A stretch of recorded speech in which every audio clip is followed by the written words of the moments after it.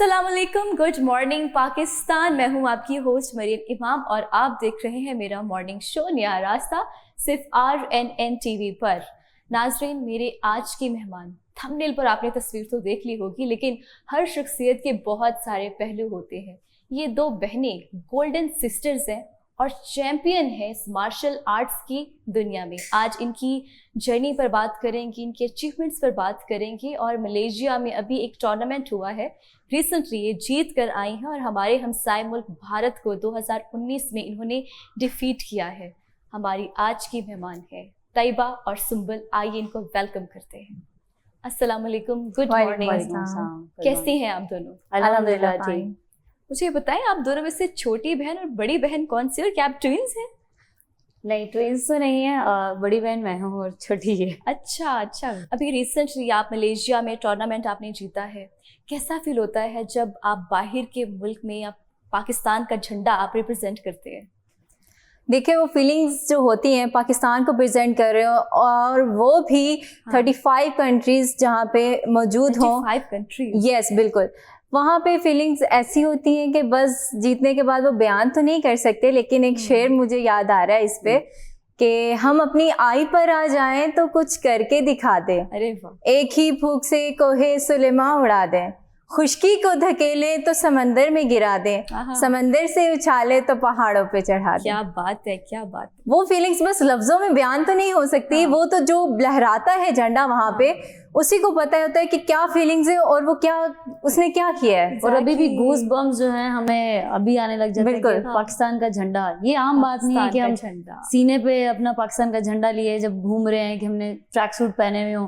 तो ये बहुत अज़म की बहुत बड़ी बात होती है जब हम लोग अपने सीने पे पाकिस्तान का झंडा लिए जाते हैं। मेरे ख्याल से शहादत भी इसी को ही कहते हैं कि जब हम कुछ अज़म रखते हैं, पाकिस्तान के लिए जज्बा रखते हैं, चाहे वो स्पोर्ट्स हो, चाहे वो आर्मी हो, चाहे वो कोई भी ऐसी फील्ड हो जिसमें हमारा अज़म जो है वो मुल्क के लिए हो। ऐसा ही है, जब कोई पाकिस्तान से बाहर इंटरनेशनली परफॉर्म करता है और मार्शल आर्ट्स में जीत कर आता है, हम लोगों को बहुत फ़ख्र होता है।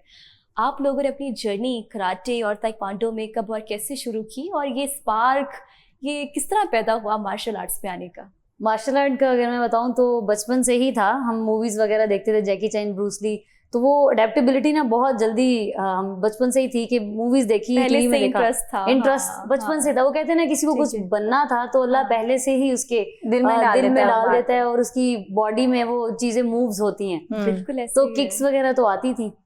तो मैंने तो कॉलेज से स्टार्ट किया 2012 से, जब मैंने प्रोफेशनली कराटे स्टार्ट किया। अच्छा, 2012 से स्टार्ट किया था। और कराटे में मैंने 2019 में जब इंटरनेशनल पहली खेली थी, और उसके लिए सेलेक्ट तो बहुत दफ़ा हुई थी इंटरनेशनल के लिए मैं, लेकिन फंडिंग के बहुत मसला होता है, वो हमें मिल नहीं पाया था, स्पॉन्सरशिप वगैरह और ये तो। लेकिन 2019 में फाइनली मैंने खेला, और वहाँ पे जब फाइनल में इंडिया आया तो बस मेरे दिमाग में एक ही बात थी, या अल्लाह यहाँ इज्जत रखी, यहाँ इज्जत। फाइनल से सिल्वर आ गया तो बात तो अलग थी कि सिल्वर आ गया तो कोई किसी ने मैटर नहीं करता। इंडिया से हार गए तो वो कहते सिल्वर कोई चीज़ नहीं है। बस मैंने वहीं यही दुआ की, या अल्लाह बस यहाँ पे इज्जत रखना, और वहाँ अल्लाह ने ऐसी इज्जत रखी कि उसका 0 पॉइंट था और मैंने नॉकआउट किया और 3 पॉइंट से गेम जीत ली और गोल्ड मेडल। क्या बात है, क्या लेकिन कराटे से फिर स्विच किया, क्योंकि कराटे ओलंपिक्स में नहीं है, क्योंकि हमारा गोल जो है वो ओलंपिक्स का गोल है। इंशाल्लाह ओलंपिक्स में जाना है, इंशाल्लाह। स्टार्ट से ही हमारा आज़म यही है कि पाकिस्तान के लिए कुछ करना है, कुछ हिस्ट्री बनानी है। एक्सीलेंट। तो इंशाल्लाह ओलंपिक्स में फीमेल जो है वो ओलंपिक्स का गोल्ड लेके आएंगे और पाकिस्तान का झंडा ही लहरा के आएंगे। इस मार्शल आर्ट्स की दुनिया में आप दोनों का रोल मॉडल कौन था, मेंटोर कौन था?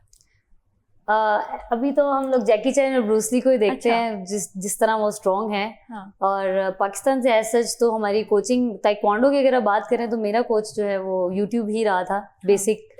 और मेरी कोच मेरी बहन। आपकी बहन? आप में से बड़ी बहन कौन है, छोटी बहन? मैं बड़ी बहन। आप बड़ी और आप छोटी बहन। अच्छा, फिर तो ये आपकी इंस्पिरेशन होंगी। बिल्कुल। बाकी के पेरेंट्स ने हमें बहुत सपोर्ट किया हर मामला में। जैसा कि होता है कि माशा उठ के कहने लग जाता है ये कैसे गेम कर रहे हैं, आगे बच्चियां हैं, इनके रिश्ते होने हैं, बहुत से मसाइल पैदा हो सकते हैं, ऐसा कुछ भी नहीं, माँ बाप ने हमें इतना सपोर्ट किया है ना, बस अल्हम्दुलिल्लाह उन्हीं की वजह से हम लोग आज कहीं कहीं पे गिव अप भी हो जाता है, लेकिन उन्होंने हमेशा हमारा हौसला रखा है कि आप सपोर्ट बहुत ज्यादा जरूरी होती है अगर पेरेंट्स सपोर्टिव हो, स्पेशली इस स्पोर्ट्स की दुनिया में, मार्शल आर्ट्स की दुनिया में, स्पेशली फीमेल्स के लिए। हालांकि वो खुद इससे रिलेटेड नहीं थे स्पोर्ट्स में, हमारा फैमिली में हम लोग फर्स्ट हैं जो हमने इस फील्ड में हम लोग गए हैं, वरना हमसे पहले कोई भी हमारी फैमिली में स्पोर्ट्स में नहीं है। अच्छा, आप दोनों बस। बिल्कुल।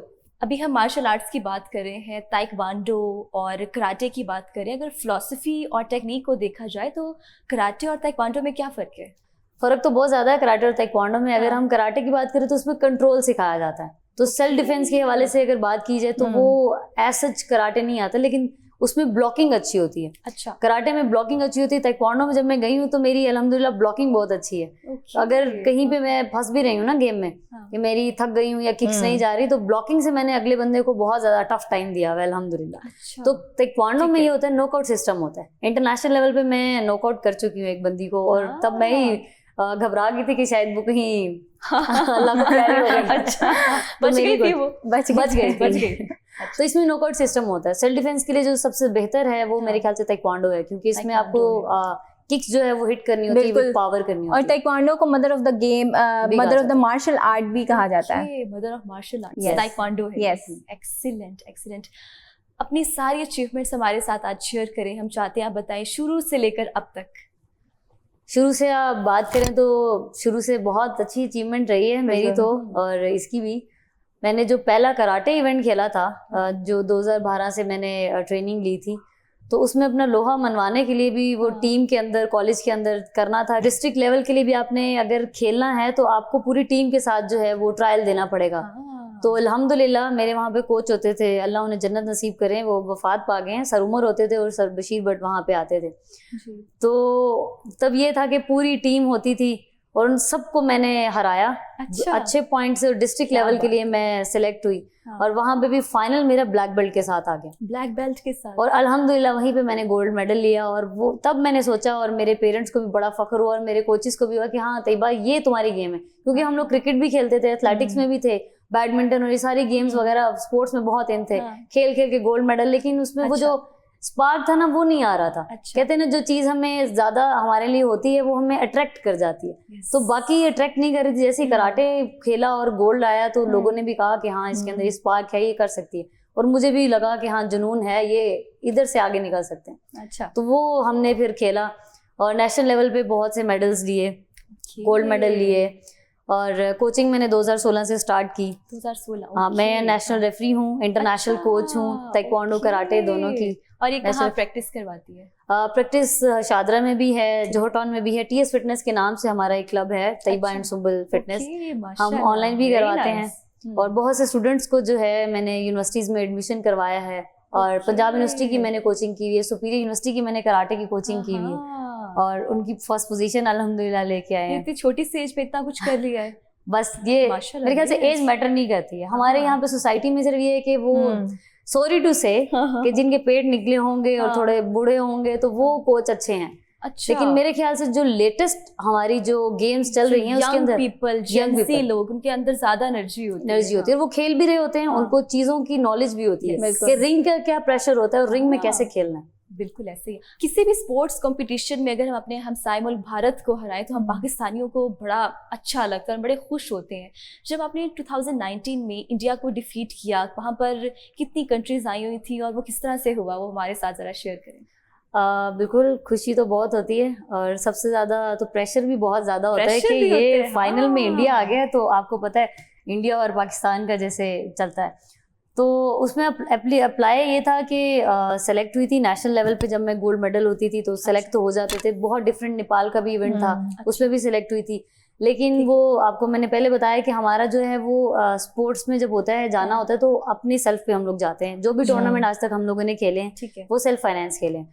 तो वो पहले वाले तो नहीं हो पाई, लेकिन ईरान वाला जो इवेंट था उसके अंदर क्वालिफाई किया। तो उस वक्त मैंने ठान लिया था कि मैं अपने पैसे लगाऊंगी, जैसे मर्जी हो जाना है। अच्छा। तो क्वालिफाई कर गए और मेरे कोच मेरे साथ गए थे, सर बशीर भट्ट थे उस वक्त, वो मेरे साथ गए। और पहले तो सबसे पहले प्रेशराइज होता है वो अपनी टीम मेंबर्स ही करते हैं जो अंदर साथ जाते हैं। अच्छा, लेग पुलिंग करते हैं एज अ फीमेल के तुमने क्या ही कर लेना है, ये तो बाहर का मुल्क है ये वो।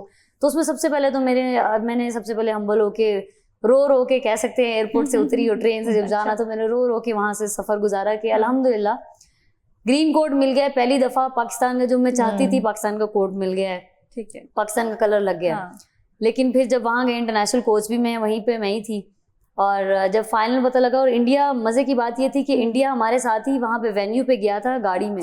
मैं उससे पूछती रही कि आप कौन से वेट में खेल रही हैं, क्या खेल रही हैं, क्योंकि हमारी लैंग्वेज तो सेम है। तो शी सेड नहीं मैं वैसे ही आई हुई हूँ, ये वो बात ही इधर की करके घुमा दी। मैं कोचिंग कर रही थी, मुझे नहीं पता था, मैं बच्चों की भी कोचिंग करके मेरी लास्ट पे जब फाइट आई है फाइनल फाइट, तब मैंने देखा वो लड़की मेरे सामने खड़ी हो गई है। वही वाली लड़की। I was shocked. मैंने कहा ओह माय गॉड ये तो इंडिया है, और इंडिया के साथ मेरा फाइनल फाइट है। और तब मैंने सिर्फ यही अज़म रखा फिर, या अल्लाह बस यहाँ से जितवा देना मुझे, बाकी मुझे कोई नहीं, यहाँ से मेडल लग जाए बस इंडिया से, क्योंकि सिल्वर वहाँ इंटरनेशनल सिल्वर की भी होती है वैल्यू, लेकिन वो ये है कि जब सिल्वर भी लेके आए तो वैल्यू नहीं होती जब इंडिया के से हार के आ गए थे। वहां पे और भी कंट्रीज आई हुई थी, 7 एशियन था, 7th जो है हमारे वहां पे कंट्रीज थी, ईरान था। ईरान वहां पे ये था कि ईरानी जो है वो ज्यादा इंडिया को करते हैं कि हमें इंडियन पसंद है। हाँ, चीटिंग हो रही थी ऑब्वियसली, क्योंकि ऐसे लेवल पे कराटे में बहुत ज्यादा चीटिंग होती है, क्योंकि वो जजेस होते हैं, उन्होंने फ्लैग्स पकड़े होते हैं। तो मुझे बहुत ज्यादा ये था कि, लेकिन उन्होंने शायद इस चीज में भी रखा कि फेयर गेम की, क्योंकि उन्हें पता था ये कोच है और ये मानेगी नहीं, क्योंकि बाकी सारे लोग होंगे। तो जब मैंने फाइट्स वगैरह की उसमें मेरे बहुत से पॉइंट मिस भी हुए थे, जब मैंने बाद में वीडियो देखी, क्योंकि वीडियो बनाने नहीं दे रहे थे, छुप के वीडियो बनाई। तो जब वो मैंने इंडिया को डिफीट किया तो वो एक जो खुशी है वो अंदर से ऐसी आई कि या अल्लाह एक इज्जत भी रख ली, और पहली दफा मैं खेलने इंटरनेशनल आई थी, और वहां पे मैंने गोल्ड मेडल भी ले लिया और इंडिया को भी हरा दिया। पाकिस्तानियों का जो है वो उस पे खुशी तो थी, लेकिन वो इस तरह जो है वो हम लोग शायद बता नहीं पाए पाकिस्तानियों को, या वो लोग समझ नहीं पाए। मुझे बस इस पे दुख था कि 2019 में जब इंडिया को हराया था वो इतना लोगों को पता नहीं लग पाया। लेकिन न्यूज़ वगैरह में हमने किया था, न्यूज़पेपर्स में आया था, लेकिन वो ज़्यादा मेरे ख्याल से प्रोमिनेंट नहीं हो पाया, क्योंकि हम भारत को हरा के आए थे। तो मेरे ख्याल से तब तो पाकिस्तानी ये सुन के तो बहुत खुश होते हैं। क्रिकेट में भी ये चीज़ें चलती हैं, लेकिन हम कराटे में हरा के आ सकते हैं। बिल्कुल ऐसे ही है। अभी आप प्रेशर की बात कर रही थी, जब आप लाइव खेल रहे होते हैं, ये प्रेशर किस तरह आप हैंडल करती हैं? अगर प्रेशर होता भी है तो उसको ओवरकम किस तरह करती हैं आप?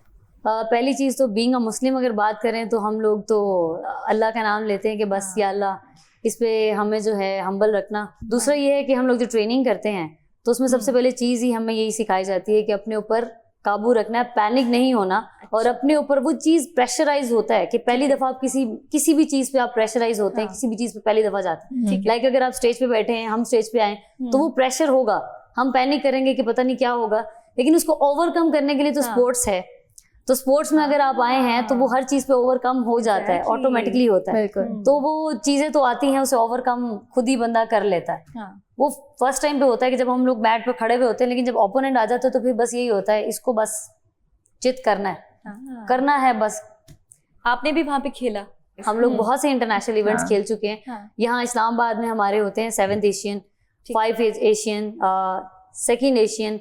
2021 से हम जो है ताइक्वांडो की इंटरनेशनल इवेंट्स खेल रहे हैं। उसमें सिल्वर मेडलिस्ट हुई हैं, ब्रॉन्ज मेडल लिए हुए हैं, और अल्हम्दुलिल्लाह अब मलेशिया में हम लोग गोल्ड मेडल होके आए। एक्सीलेंट।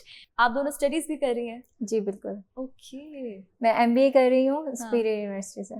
और मैं MBA कर चुकी हूँ सुपीरियर यूनिवर्सिटी से। अच्छा। और अब इंशाल्लाह मेरा अज़म है कि मुझे PhD में फुली फंडेड, जैसे हमने स्टडीज की हैं वो फुली फंडेड की हैं स्पोर्ट्स बेस पे।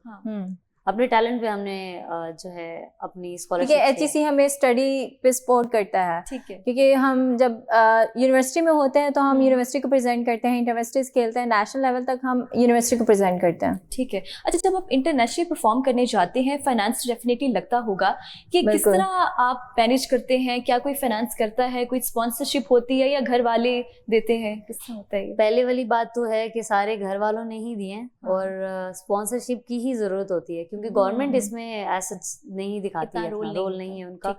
तो इसमें ये होता है स्पॉन्सरशिप्स ही चाहिए होते हैं हमें, कि फाइनेंशियली तो आपको पता है एज फीमेल भी हमारे लिए बहुत मुश्किल होता है कि हम फाइनेंशियली किसी से अप्रोच करें। इसको तो बिल्कुल स्पॉन्सर नहीं मिल पाया, मुझे तो स्पॉन्सर मिल गया था जो अच्छा। अभी इस टूर्नामेंट पे हम लोग गए थे। ठीक है। तो ये जो टूर्नामेंट था इसके अंदर जो पूरी आप बात करेंगे तो हमारा जो पूरा खर्चा लगा था वो तो 15 लाख से तक लग गया था, उससे थोड़ा सा अच्छा, प्लस। ठीक है। लेकिन वो हमने एक बंदे मैनेज, का, 1 पर्सन का, दोनों का, ठीक है। दोनों का। और उसके अलावा जो हमारी जो ट्रेनिंग चलती है उसके अलग हमारे अखराजात होते हैं, जिसमें हमने डाइट प्लान देखना है, हमारा ट्रैवल का होता है, हमारा जिम का होता है। बिल्कुल। तो उसके अलावा कोई इंजरी हो गई है तो उसमें देखना है, इंजरी के फिर लिए उसकी हमें डाइट हमारे चेंज पास हो जाती है, इवेंट के पास आके डाइट चेंज हो जाती है, फिर वो सारा कुछ ऐसा ही मैनेज होता करना। है। और मेरा तो वेट लूज चलता है तो उसमें मेरी डाइट बिल्कुल ही अलग अच्छा, होती है। वेट भी गिरता है? वेट गिराना Pressure पड़ता वेट है। ज्यादा कैटेगरी है ना, तो फिर उसको अच्छा। मेंटेन करके रखना होता है। 1 ग्राम भी अगर ज्यादा हो हाँ। तो डिस्क्वालीफाई कर देते हैं। ओके। तो वो वेट मैनेज करना मेरा तो फिर बड़ा weight- मुश्किल होता होगा, बड़े देखभाल के खाना पड़ता होगा। बिल्कुल। जब तक टूर्नामेंट नहीं है ना, जिस हाँ। दिन टूर्नामेंट नहीं उस दिन सुबह सुबह रैंडम वेट पे भी नाम आ जाता है। ओके। और मुझे याद है कि ये हाँ। खा रही होती थी और मैं इसको देख रही होती थी और रात को अच्छा। ऐसे मैं बिल्कुल खाना छोड़ देती हूँ जिस दिन पहले दिन वेट देना होता है ना। हाँ। और उस दिन ऐसे रात को मैं मेरे ख्याल से सारी रात नहीं सो पाई थी। हाँ, मैं ये नींद सो आ गई, जाती है। नहीं आई नींद सारी अच्छा। रात। कभी भूख के आ रहे हैं, मतलब खानों के मुझे खा ख्याल आ रहे हैं, ये ख्वाब आ रहे खा लूं, ये खा लूं, ये खा लूं। अच्छा। पानी भी नहीं पीती ओके। क्योंकि वेट पूरा देना पड़ता है मुझे, क्योंकि वो वेट को मैनेज करना बहुत मुश्किल हो जाता है। क्योंकि हम लोग मैं कॉर्पोरेट जॉब कर रही हूँ और उसके साथ मैनेज करना, क्योंकि ब्रेड एंड बटर तो हमने अपने घर का भी करना है, बिल्कुल। तो उसमें 9 to 5 जॉब करनी होती है। क्योंकि कॉर्पोरेट कल्चर में तो वो ये नहीं समझते ना कि आप प्लेयर हैं, वो कहते हैं काम है, वो काम पूरा करें। बिल्कुल ऐसा ही है। तो वो भी करना मुश्किल है हमारे लिए। सुबह फजर में हम लोग ट्रेनिंग पे जाते थे, अच्छा। उसके बाद कॉर्पोरेट कल्चर में एंट्री हो जाती है हमारी। उसके बाद हम लोग टीएस फिटनेस के नाम से ट्रेनिंग करवाते हैं और वहाँ पे फिर हम लोग टाइम देते हैं। फिर हम उसके बाद यहाँ यूएफसी में आते थे ट्रेनिंग करने के लिए, और अच्छा। यहाँ से फिर हमने रात 12 हमारे 1 बज जाता था घर जाते जाते। अच्छा। तो वो ना नींद पूरी हो पाती थी, ना डाइट तो प्लान सही से हो बैलेंस पाता किस था। तरह करते थे काम को?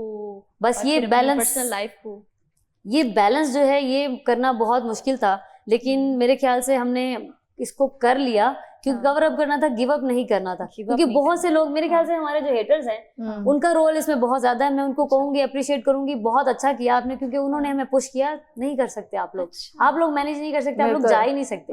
तो मेरे ख्याल से उन्हीं की जो वो थी ना चैलेंज और वो क्रिटिसिज्म जो था कि वो अब हमें तो ज्यादा- करके दिखाएंगे, अब ऐसा तो ही होता करके है। दिखाना हाँ। पड़ेगा हमें। और हम लोग हॉस्पिटल में भी रहे, तो इंजरीज भी साथ साथ हमारी चलती रही। अभी भी रिकवरी प्रॉपर उस तरीके से नहीं हुई है, क्योंकि हमारे पास फिजियो नहीं था प्रॉपर। अच्छा। मैनेज भी हम सारा प्रॉपर कुछ आपके पास एक होती है टीम, आपका कोई डॉक्टर होता है जो नहीं, जिस ऐसा चीज को कुछ देख रहा नहीं। होता है, या ऐसा आपको कोई नहीं पैसे होता। खुद ही इन्वेस्ट करने पड़ते हैं अपनी होता injury- सब है, कुछ अगर लेकिन हो जाए तो। ऐसा हमारे पास नहीं था, अच्छा अच्छा। क्योंकि उसके लिए भी अलग से फाइनेंस वो सारा करना पड़ता है। पड़ता है। लेकिन हमारा ठीक है। स्पॉन्सर का नहीं हो पा रहा था उन दिनों में, तो बहुत मुश्किल हालात थे उस टाइम पे। तो अभी कोई स्पॉन्सरशिप के लिए किसी ने किया है? नहीं, अभी तक कोई अप्रोच नहीं आई अप्रोच स्पॉन्सरशिप नहीं नहीं। किया किसी हम ने? इसी ट्राई में है कि इंशाल्लाह कोई क्योंकि अब आप बेटर आगे और opportunity- ओलंपिक्स खेलने जाएंगी इंशाल्लाह, वे चाहते हैं कि आपको स्पॉन्सरशिप मिले, आप यही हमारा तो बात है। पाकिस्तान का देखिए, नाम जब रोशन करें। हमने ओलंपिक्स खेल लेना है ना, तब हमारे पास लोगों ने आना कि आए हम करते हैं। इस टाइम पे हमें चाहिए, ये टाइम है हमारा, हमें इस टाइम पे चाहिए बिल्कुल स्पॉन्सर। ऐसा ही है। अभी करेंगे हम लोग इवेंट्स खेलेंगे तो हम रैंक जाके इवेंट्स खेल पाएंगे इंटरनेशनल लेवल पे, देन हम ओलंपिक्स खेलेंगे। बिल्कुल तो ऐसा ही ये है और हमारे एज फीमेल हमारे लिए मतलब एज फीमेल जो है हमारे लिए ये बहुत ज्यादा मुश्किल होता है। और अगर आप वो हमारे के लिए मुश्किल मुश्किल होता है। बिल्कुल। मैं ये बार बार इसीलिए कह रही हूँ क्योंकि आप भी समझती हो, लोग भी समझते हैं कि बिल्कुल। स्पोर्ट्स के अंदर एज फीमेल जो है वो बहुत हाँ। मुश्किल होता है। हाँ। और इसीलिए हम लोग सेल्फ फाइनेंस के ऊपर जाते हैं कि हमें हर चीज से बचना है और हमें सिर्फ खेलना है। हमारा मोटिव जो है, हमारा विजन जो है वो क्लियर है, हमें सिर्फ ओलंपिक तक जाना है। इंशाल्लाह। तो और अगर उसमें अगर अब लोग ये भी कहते हैं कि जी हम इन पे इन्वेस्ट कर दें, ये तो लड़कियां हैं, ये शादी हो जाएगी कल को, इनके हस्बैंड आएंगे, इनके ससुराल आएंगे, वो इनको सपोर्ट नहीं करेंगे, ऐसी बातों का भी सामना करना पड़ता है। लेकिन मैं उसमें ये बताना चाह रही हूँ, मैं निकाफाइड हूँ, मेरे हस्बैंड बहुत सपोर्टिव हैं जी, अल्हम्दुलिल्लाह। उन्होंने भी सपोर्ट किया हमें इस पे बहुत ज्यादा। मेरी इन-लॉज मुझे रिसीव करने आए, वो बहुत सपोर्ट करते हैं। तो बड़ा प्राउड मोमेंट होगा उनके लिए। बिल्कुल अल्हम्दुलिल्लाह। वो कहते हैं मुझे बस देखना है मेरी बेगम जो है वो ओलंपिक्स तक जाए, और जहां तक होगा मैं भी सपोर्ट करूंगा। लेकिन वो यही आता है कि फैमिली कब तक सपोर्ट करती रहेगी। ये हम लोग यही चाहते हैं कि देखें, मेल को अगर आप सपोर्ट कर रहे हैं तो उसमें फीमेल का सबसे बड़ा जो है वो रोल आता है। और सबसे ज्यादा हमारी उम्मीद जो है वो सीएम पंजाब जो हमारी मरीम नवाज साहिबा हैं, वो वुमेन एम्पावरमेंट बहुत बात करती हैं। तो हमें है कि वो वुमेन एम्पावरमेंट पे हमें भी इस पे इंकरेजमेंट करेंगी क्योंकि हम लोग चाहते हैं कि वो इस चीज़ पे जो है वो अपनी जो है नजरसानी करें, अटेंशन लाएं इस चीज पे, क्योंकि अगर उनकी अटेंशन आएगी तो मेरे ख्याल से हम लोग बहुत आगे जा सकते हैं। बिल्कुल। इस स्पोर्ट्स में पाकिस्तान में कोई नेशनल एकेडमी है जैसे पीसीबी है, ताकि हम ओलंपिक्स तक पहुंच सकें? कोई एकेडमी है जो प्रैक्टिस करवाती है? बिल्कुल है, हमारी फेडरेशन है, ताइक्वांडो फेडरेशन है, और उसमें भी हमें सपोर्ट यहाँ से आई है। जब हमने बताया है अपने जो प्रेसिडेंट है तो उन्होंने हमें इस पे किया है कि लाहौर में हमारा कैंप लगा हुआ है, आप हमें कैंप पे ज्वाइन करें। ठीक है। लेकिन जो जर्नी है वो आगे तक पहुंचने के लिए हमें रैंकिंग टूर्नामेंट तो खेलने पड़ेंगे। तो फेडरेशन इतनी हमारी स्ट्रांग नहीं है कि वो हर प्लेयर को आगे लेके जाए फाइनेंशियली तौर पे। जैसे पीसीबी की आप बात कर रही हैं तो वो फाइनेंशियली तौर पे बहुत स्ट्रांग है। बिल्कुल ऐसे ही है। हाँ। तो हमारी फेडरेशन ऐसा स्ट्रांग नहीं है कि वो हर प्लेयर को जो है वो हर इवेंट पे लेके जाए, क्योंकि इस इवेंट के लिए हमें बहुत से टूर्नामेंट्स खेलने पड़ेंगे, रैंकिंग टूर्नामेंट्स। अच्छा। तो ओलंपिक्स पे पहुंचने के लिए ये हमें टूर्नामेंट्स खेलना लाजमी है, ताकि हम जितने गोल्ड लेंगे हमारी रैंकिंग जो है वो अप होती जाएगी। इंटरनेशनली अभी आप मलेशिया में परफॉर्म करके आई हैं, आप जीती हैं, फर्स्ट पोजीशन आपकी आई है। मुझे थोड़ी उस बारे में बताएं, वो स्टोरी क्या थी, किस तरह आप गए, वो सारी कहानी हमारे साथ शेयर। जी, हमने मलेशिया में ना सिर्फ खेला बल्कि 5 गोल्ड और 1 सिल्वर मेडल भी हासिल किया। तैयबा ने 3 गोल्ड और मैंने 2 गोल्ड 1 सिल्वर मेडल हासिल किया पाकिस्तान के लिए। बल्कि ये आज़ादी के मौका पर हमारा पाकिस्तान के लिए एक तोहफा था, एक गिफ्ट था हमारी तरफ से। और मैं बताती चलूँ, एक न्यू हमारा वर्चुअल फाइट का इवेंट है यहाँ पे ताइक्वांडो में। रिसेंटली इसको इंक्लूड किया गया है ताइक्वांडो में। उसमें मेल और फीमेल कैटेगरी होती है, मतलब कैटेगरी नहीं होती है, सेम ही होते हैं, मतलब एक ही वेट में आ रहे होते हैं, मिक्स जेंडर होती है। उसमें तैयबा ने गोल्ड और मैंने सिल्वर मेडल हासिल किया है। अच्छा। और उसके अलावा 35 कंट्रीज आई हुई थी पार्टिसिपेट जिन्होंने किया, और 6500 प्लेयर्स थे जिनके अगेंस्ट हमने खेला और मेडल हासिल किया। कोरिया और जापान, फिलिपाइन, जिनके ये गेम जहाँ पर मजहब की हैसियत हासिल है जिनको, उनको हमने हरा के गोल्ड मेडल हासिल किया। एक्सीलेंट। और 15 to 20 सेकंड में VR फाइट में नॉकआउट किया उनको। बिल्कुल, वो भी मेल्स को। बहुत बड़ी बात है, ये बहुत बड़ी बात है हमारे लिए। अच्छा, और मैं एक बात और बताती चलूं कि पाकिस्तान से पहली दफा ये इवेंट किसी ने खेला है। हम दोनों बहनों ने ना सिर्फ ये इवेंट खेला है बल्कि गोल्ड और सिल्वर मेडल भी हासिल किया है। एक्सीलेंट। आपने बताया आपके पेरेंट्स सपोर्टिव हैं और ये बहुत अच्छी बात है। आप लोग कितने बहन भाई हैं, क्योंकि खवातीन के लिए बड़ा मुश्किल होता है आगे जाना, और इस फील्ड में स्पेशली लड़कियों के लिए मुझे तो ऐसा लगता है थोड़े से चैलेंजेस होते हैं जो फेस करने पड़ते हैं। आप कितने बहन भाई हैं? मैं 3 बहनें और 1 भाई है। और मेरे घर में तो सबसे ज्यादा मैं ही हूँ जिसको ये स्पोर्ट्स और इसमें बहुत ज्यादा सबसे बड़ी है। नहीं, मैं सेकंड नंबर पे, मेरी बड़ी बहन की तो शादी हो चुकी है। तो सपोर्टिव है, और मेरी बहन बहुत सपोर्टिव है इसमें, और उसी ने मुझे जो है इनकरेजमेंट किया था बहुत ज्यादा। अगर पेरेंट्स की बात की तो उन्होंने भी बहुत ज्यादा मुझे सपोर्ट किया। उन्होंने ऐसे ही समझा कि ये मेरा बाजू है, ये मेरा बेटा ही है। तो मैं कहती हूँ मैं बेटी ही हूँ और बेटों से बढ़ के है। मेरे अब्बा बहुत सपोर्टिव है इस मामले में, और कोई भी काम हो घर का, कुछ भी ऐसी चीज हो जिसमें उन्होंने रोल प्ले करना है, वो नहीं जा पाए तो वो मुझे ही भेजते हैं। गाड़ी सिखाई है, बाइक सिखाई है। मेरे अब्बा ने मुझे 5th क्लास से बाइक सिखाई थी, कैसे किक करनी है, कैसे रेस देनी है, कैसे करनी है।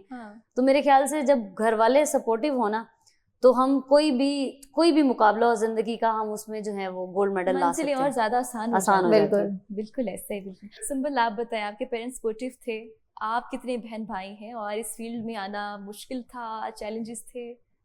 बिल्कुल, माँ बाप तो बहुत सपोर्टिव है अल्हम्दुलिल्लाह, वो अभी तक भी सपोर्ट करते हैं, और वो कहते हैं आप जहाँ तक जाएं, दुआएं ज़ाहिर सी बात है माँ बाप की होती हैं। इसके अलावा बहन भाई बहुत सपोर्टिव है। हम 5 बहनें 1 भाई है, और अगर मैं बहन भाइयों की बात करूँ तो मेरा भाई छोटा है मेरे से। अच्छा। तो उसकी भी बल्कि बचपन से ही मैं लड़ाकी थी, थोड़ा लड़ाका त्यारा भी कहते हैं मुझे फैमिली वाले। तो उसकी भी लड़ाई हो जाती तो मैं लड़कों को भी मार के आ जाती होती थी कि हिम्मत कैसे हुई मेरे भाई को हाथ लगाने की। तो यही था कि बाबा ने भी सपोर्ट किया, बल्कि वो ये भी कहते थे कि बेटा है। मैं कहती थी नहीं, मैं बेटी ही हूँ, मैं ऐसे ही हूँ, मैं बेटी ही हूँ, मुझे बेटा नहीं बनना, मैं बेटी ही हूँ। तो मेरी दूसरी बहनों ने भी काफ़ी ज़्यादा इंस्पायरेशन ली मेरे से, बल्कि जो मेरी छोटी बहन है वो भी बल्कि इसी फील्ड में आने की कोशिश कर रही है। वो कॉपी कर रही है। अभी छोटी है वो, बिल्कुल मुझे कॉपी करती है। तो काफ़ी ज़्यादा उसने भी अब सीख लिया हुआ है मेरे से, मोटिवेशन ली है। और हमारे साथ तो कोच हैं, वो हमारे साथ कोचिंग फील्ड में हमने उन्हें लगाया हुआ है साथ। मेरी बड़ी बहन है, वो भी पहले जो थी इसमें आना चाह रही थी, लेकिन वो मुझे देख के फिर उन्होंने भी अपना स्टार्ट कर दिया कि मैं भी अपनी एक्सरसाइज, अपनी हेल्थ को, ऑब्वियसली बात है, इसको मेंटेन रखूँगी। तो वो भी अब हमारे साथ TS फिटनेस में ही ट्रेनिंग करवाती हैं, सायरा फातिमा। वो भी फीमेल्स को एज एन कोच ही ट्रीट करती हैं। और उसके अलावा अल्हम्दुलिल्लाह फैमिली में ओवरऑल फैमिली ख़ानदान पूरा सपोर्टिव है, और मेरी कोच बहुत सपोर्टिव है जिन्होंने मुझे इतना। अच्छा, आपसे लोग वैसे डरते होंगे कि इनको तो कराटे आते हैं, बिल्कुल ताइक्वांडो आते हैं। बिल्कुल। अच्छा। जब हम लोग बाजार में या कहीं से जाते हैं तो एक्टिव होके जाते अच्छा। हैं सब। और मेरे मोहल्ले वाले कहते हैं कि ये तो मेरे अब्बा डॉक्टर हैं, कहते हैं डॉक्टर साहब का जो है ना ये तो बेटा ही है। तो मैं कहती हूँ अच्छा भाई बेटा वाला ना कहो, बेटी कहो। बेटी हो कि मैं बहुत ज्यादा स्ट्रॉन्ग हूँ अल्हम्दुलिल्लाह। मेरे भाई भी मेरे से छोटा है, तो हम दोनों का सेम यही था कि हम लोग। कभी किसी से लड़ाई हुई है, कभी किसी को मारे, कभी फाइट हुई है? हाँ बिल्कुल। अच्छा। लेकिन अपने मोहल्ले में मतलब आप किस किस्म की फाइट जानना चाह रही हैं? हमारी बहुत सी फाइट्स हुई हैं। हाँ, लोगों के लिए भी बहुत सी की है कि हम लोग सिखाते भी हैं सेल्फ डिफेंस का कि देखें अगर हम किसी की बात सुनेंगे आज तो वो कल और ज्यादा हमारे ऊपर ज्यादा इम्पोज होगा कि भाई आपने जो है आपने सुन ली ये बात, लड़कियां जो है वो कमजोर हैं, वो कल को आएगा कुछ भी कह के चला जाएगा, कुछ भी छेड़ के चला जाएगा। तो मेरे ख्याल से अगर लड़कियां, वो कहते हैं ना ताली एक हाथ से नहीं बजती, दोनों हाथ से बजती है। अगर हम नजरें झुका के और चुप करके जाते जाएंगे, वो कुछ भी कहते जा रहे हैं, पहली तो चीज होती है कहना, रोज रोज कहते जा रहे हैं, आपको शटअप कॉल देनी पड़ती है। और वो बाकी अगर ऐसी कोई हैंगी पेंगी करता है या हरेसमेंट की नजर से आता है तो मेरे ख्याल से आजकल तो बहुत आम है। ये बड़ा अच्छा मैसेज है, बड़ी अच्छी बात की है। और हम यंग पीपल इस मार्शल आर्ट पे आना चाहते हैं, उनके लिए आपका क्या मैसेज है? यही है कि देखिए हमने घर बैठ के नहीं है कि हमने घर बैठ के कहना है कि हम लोग यहीं पे सीख जाएंगे और हमें बाहर नहीं निकलना। मेरे ख्याल से औरत जो है घर पे भी महफूज नहीं है जब तक, अगर वो कहते हैं ना कुछ मर्द आने नहीं देते। अभी मैं किसी से रिसेंटली बात कर रही थी तो वो कहते हैं कि हम लोग जब इस फील्ड में बचपन में थे तो वो उसके भाई होते थे, ले जाते थे, नहीं हाँ तुमने तो घर ही रहना, तुमने क्या सीखना है। आजकल अगर देखा जाए तो केसेस ऐसे हो रहे हैं कि घर में आके भी शूट करके जा रहे हैं। तो अगर हम लोग अवेयर होंगे, औरत की जो छठी हिंस है ना वो बहुत ज्यादा स्ट्रॉन्ग होती है। तो अगर उसको सिर्फ अवेयरनेस दी जाए, वर्बली दी जाए और थोड़ी सी वो फिटनेस पे आ जाए, सेल्फ डिफेंस के मूव्स ना भी अभी सीखे तो मेरे ख्याल से वो खुद ही स्ट्रॉन्ग हो जाती है। औरत वैसे ही बहुत स्ट्रॉन्ग है। वो कहते हैं कि माँ होकर ही मैं स्ट्रॉन्ग औरत नहीं होती, औरत के अंदर पोटेंशियली बहुत ज्यादा स्ट्रॉन्ग होती है, पावर होती है, बस वो अपने आप को जज तब करती है जब वो माँ बन जाती है। क्योंकि एक मर्द को जन्म देने वाली भी एक औरत ही है। कितनी प्यारी बातें कर रही है माशाल्लाह। अच्छा, मुझे बताएं आखिर में आप हमारी गवर्नमेंट ऑफ पाकिस्तान से क्या चाहते हैं, क्या कहना चाहेंगे? बिल्कुल उनसे यही चाहते हैं कि वो हमें सपोर्ट करें और एज एन इनकरेजमेंट हमें बहुत ज़रूरी है, क्योंकि जब प्लेयर जब खेल के आते हैं और फीमेल जब खेल के आती है, ये ना सिर्फ हमारे लिए एक मैसेज होगा और इनकरेजमेंट होगी, पूरी पाकिस्तान की खवातीन के लिए ये बल्कि हमारी तो जो मोटिवेशन हमने जहाँ से करते हैं वो CM मरियम नवाज साहिबा ही है। बल्कि उनकी जो हम टिकटॉक्स देख रहे हैं, हमने खुद का भी एक चैनल बना लिया टिकटॉक पे कि हम भी तो मेहनत कर रहे हैं, हम भी पाकिस्तान को सर्व कर रहे हैं जिस तरह वो पाकिस्तान को। बिल्कुल बिल्कुल। यूट्यूब पे वो तैयबा अशरफ के नाम सुंबल फातिमा। ओके। और CM जो हमारी मरियम नवाज साहिबा हैं वो तो सबकी माँ हैं, तो हम भी उनकी बेटियां हैं। तो बस हमें यही है कि वो मुझे लगता है जापान में है, इस वजह से थोड़ा सा हो नहीं पाया। तो हमें बहुत उम्मीद है जैसे वो वापस आएंगी तो अपनी बेटियों को वो इनकरेज करेंगी और ये जो है मिसाल बनाएंगी कि बाकी जो खवातीन है जो स्पोर्ट में आना चाहती हैं उनको सपोर्ट करेंगी। और ये ना सिर्फ हमें यहाँ पे, हमें तो इनकी बहुत ज़्यादा ज़रूरत है गवर्नमेंट ऑफ पंजाब की भी, कि हम चाहते हैं कि हम पंजाब से ओलंपिक्स लेवल तक जाएं। हमें जो है वो सहूलियात दी जाए ट्रेनिंग के लिए, हमें कोच दिया जाए, हमें डाइटिशियन के लिए कोई जो है डाइटिशियन दिया जाए डाइट के लिए, और फिजियो दिया जाए ताकि हम जो है और बेहतर खेल सकें। तैयबा और सुंबल आपका बहुत शुक्रिया, आप आई, ये हमारे लिए ऑनर की बात है, आप हमारे प्रोग्राम में आई हैं और आज हमने आपकी पूरी जर्नी, आपकी अचीवमेंट मार्शल आर्ट्स में हमने जानी है। और बड़ा ही ये एक हमारी कन्वर्सेशन बड़ी लाइवली थी और मैंने बड़ा एंजॉय किया। एंड आई होप कि आपको सपोर्ट मिले ताकि आप ओलंपिक्स तक जाएं और वहाँ खेलें और हमारे मुल्क का नाम और रोशन करें और हमें और ज़्यादा फख्र हो। नाज़रीन, आई होप आप लोगों ने देखा होगा, एंजॉय किया होगा। अपना बहुत सारा ख्याल रखिए, हमें दीजिए इजाज़त, आपसे मुलाकात होगी कल। अल्लाह हाफिज़।